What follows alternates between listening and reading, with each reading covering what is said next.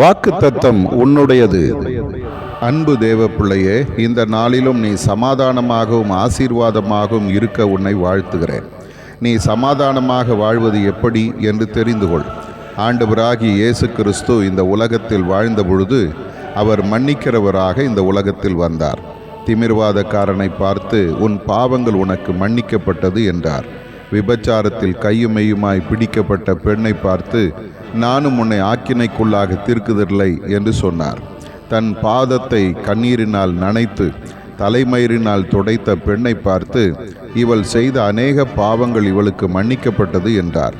பேதுருவை பார்த்து உன் சகோதரனை 70 முறை மன்னிப்பாயாக என்று சொன்னார்.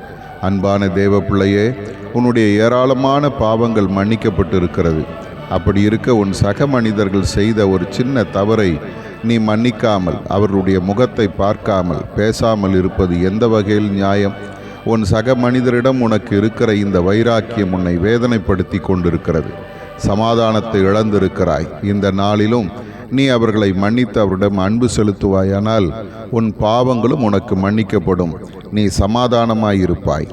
ஆதார வசனம், உன் சகோதரன் உனக்கு விரோதமாய் குற்றம் செய்தால் அவனை கடிந்துகொள். அவன் மனஸ்தாபப்பட்டால் அவனுக்கு மன்னிப்பாயாக. லூக்கா 17:3.